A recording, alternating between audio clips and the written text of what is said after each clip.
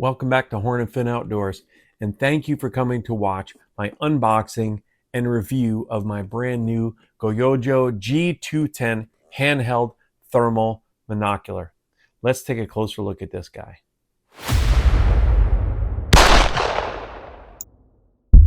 Well, I was in the market for a fairly inexpensive thermal monocular. Since I don't get to use it all that much, I cannot justify the really high prices of some of them.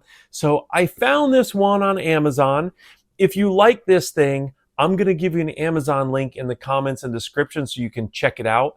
And if you click on it, it'll bring you right to Amazon. You could take a closer look at it. Right now, they're on sale for like $350. I think they were somewhere around $400 before that.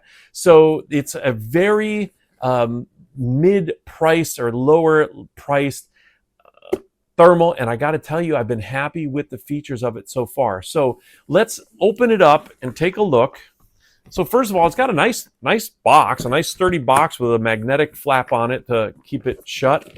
When you open it up, you're going to see it comes with this really nice carrying case. This thing is hard-sided, nice and durable. It's got a handle on it, so it is going to be a great way to store this when you're not using it. And the first thing I did, of course, is yank this thing open and see what's inside it. And there we go. We have up top a mesh pouch. In that mesh pouch is going to be your charging cable and a charging block.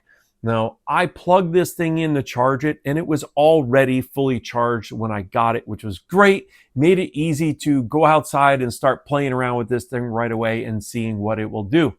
There is also in here the user's manual, so I recommend checking that user manual out. It tells you some good information on how to protect and care for this guy, and also it goes into detail about a lot of the settings that are in this that I'm not going to talk about in this video.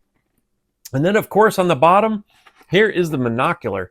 It's got a nice little spot that it sets in there, and this is just a really good carrying case. The first thing I noticed as soon as I pulled this out of the case was it feels rugged and durable. It's got a little bit of weight to it. It's not ultra light, but it's also not heavy. It's kind of hard to describe unless you feel it for yourself, but it just feels when you pick it up like something that's not going to fall apart while you're using it. So it feels like it's going to be durable. Has a wrist strap on it. I will probably take that off. I don't usually keep the wrist straps on anything that I buy. And I noticed that it has a nice rubber eye cup on here, so when you put it up to your eye, it feels nice and comfortable.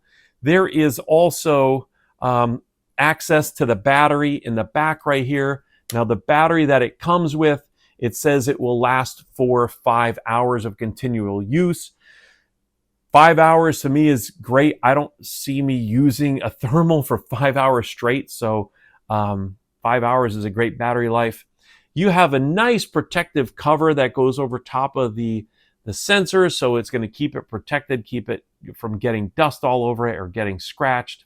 And then on the bottom, you can see there is a 1/4-20 mount, so you can mount this to any standard camera mount or a GoPro mount or a tripod or something like that if you're going to use it for filming. Now, speaking of filming, there is a 16 gigabyte internal memory inside this. You plug it into your computer, or you can also connect it to your phone via Wi-Fi, and you can download the pictures and the videos that you take. It does take pictures and video, which is a great feature of this because I like to snap thermal pictures and take some thermal video when I use it. The buttons are on the top here. You have the power button's the main one.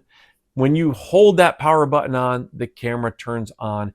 And the great thing about this that I noticed, not only was it charged all the way, but it had the correct date and time set on it, so I didn't have to mess with that. And when you turn it on, you got the initial screen in there and you can see what's happening. And then the other buttons you're going to use to cycle through your memory, cycle through the menu, and also change the settings on the camera. Use your owner's manual because each of those buttons on there kind of has a dual function. So if you quick press it, it does one thing. If you hold it down, it does another, like the power button. If you quick press the power button, it puts it into a power save mode. And then when you quick press it again, it turns on real fast, which is a great option to have. The color palettes on this thing I thought was pretty cool. Now, it has the standard white hot, black hot, red hot, but it also has what they call rainbow. They have another one called iron red, and then they also have one called glimmer. And I thought those three were kind of really cool looking. Now, I have not had a chance to use them in the woods or in a hunting environment yet, but they do look pretty cool. This Monocular also has a 4-power zoom to it.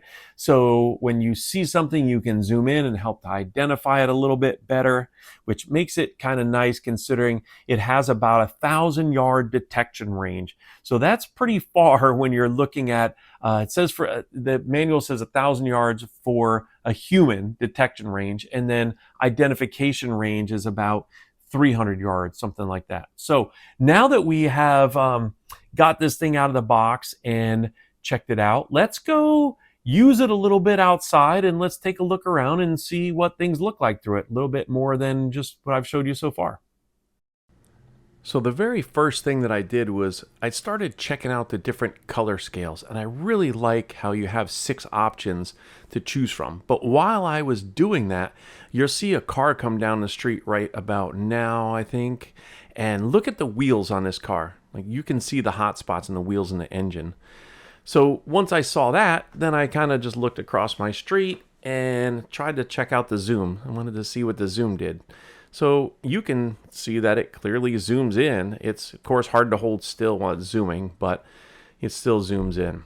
And then again, I tried the different color gradients on my car in the driveway. I had just got done driving it. So you can see that the wheels and the brakes are hot underneath the hood and the sides of the fender well. You can definitely make out hot spots in the car and see the difference in the contrast between the hot spots and the cool spots on the car. And with all thermals, you cannot see through glass, so the windows come and they look blacked out.